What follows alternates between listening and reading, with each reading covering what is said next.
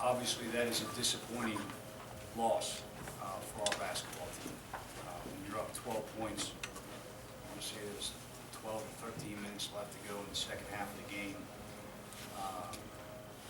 The way we closed out the game was disappointing. Our approach and our details and the way we handled some points in that game are disappointing. I do think DePaul, they deserve a lot of credit. They made shots at a really high level. They shot a terrific percentage. I think part of that had to do with some of our defensive breakdowns. Part of that had to do with them making shots, being able to execute and score the basketball. So they deserve a lot of credit in the win.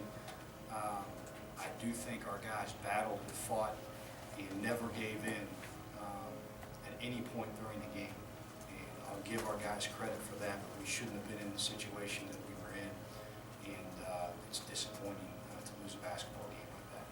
Brandon, what is it about you guys in close games, you know, up 11 with 3 minutes to go, and just the defense was spotty, offense was sluggish. It just seemed like you said before, earlier in the season, you guys took your foot off the gas. Can you explain that, or are you seeing similarities in these games? I don't know if we took our foot off the gas. The level of details that we have that we need to carry out aren't the level that they need to be at right now.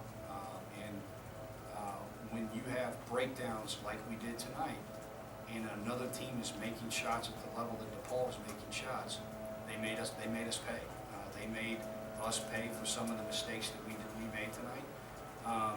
And again, give them a lot of credit.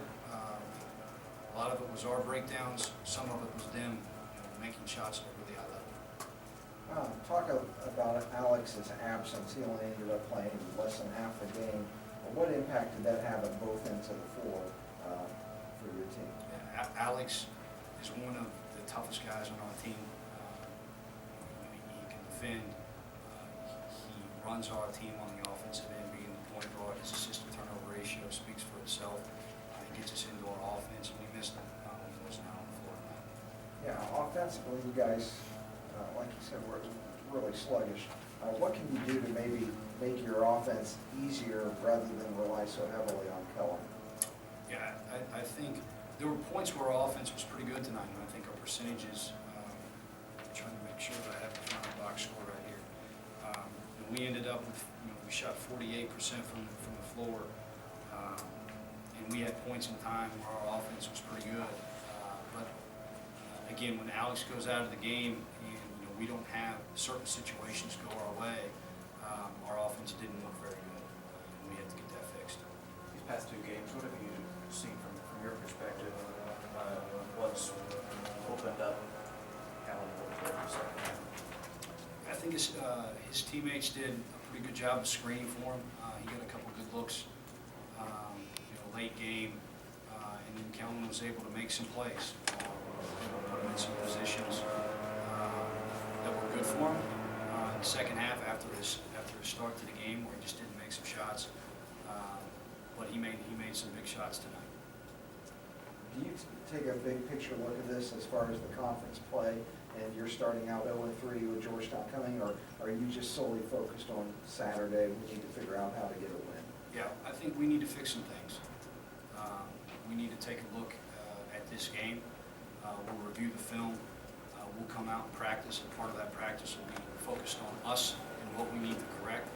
At the same time, we have a very quick turnaround. We need to get our minds right and our game plan in to be prepared for Georgetown when they come in. What's most frustrating for you about this game?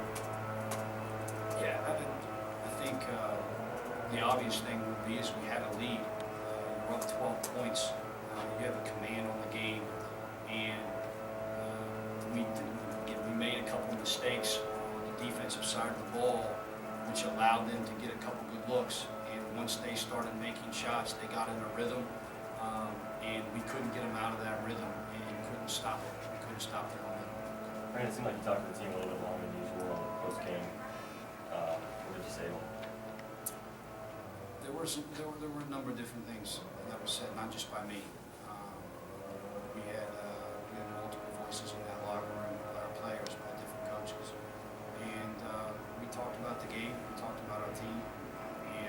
said in the locker room, this team's tough. We'll keep with that.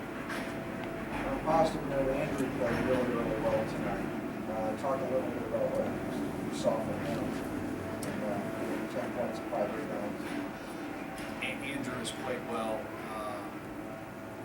since the Evansville game. Purdue game, he picked up two good fouls in the first half. He was playing, he was sick. And ever since that point, he's came in and made a positive contribution to the game. He had a number of good plays in this game, in the Xavier game, in the Villanova game, in the Evansville game. He's played well in 4 straight games, and he's coming along nicely. What is he doing better specifically now that he couldn't have done November 1st? Yeah, I think number one, on the defensive side of the ball, he's learned the system. He's in the right place more. He's doing the right thing on the defensive end more. And then on offense, he's always been skilled. He can pass, he can drive. He's making plays on the offensive end. I think part of that is comfort. He's getting more time. He's able to play. And then part of that is him just becoming a better basketball player. Coach, Go ahead. what's it like tonight with low crowd? I mean, students aren't back yet and bad weather out. Is it harder playing when you have such low energy in the arena? Or? I didn't think our energy, I thought our energy, there were points in that game where the crowd was loud, and they were behind us. They stuck with us through the end. We had a very large crowd at the end of the game in overtime, and I give our fans credit because there were certain points in the game where it would have been easy to say, hey, we're out of it. And just like our guys battled back, our fans stood with us, and I give them credit for that. Initially, you went with Renee off the bench to back up Alex, but then you switched over to Jackson. What was the thinking there and going with Jackson down the stretch? Yeah, Renee came in and gave us good minutes at the same time. We went with Jackson to get a different look on the defensive end. Our offense wasn't flowing as well as it needed to flow, and that's when we put Jackson in the game. Anything else for Coach? Thanks, guys. Sorry to keep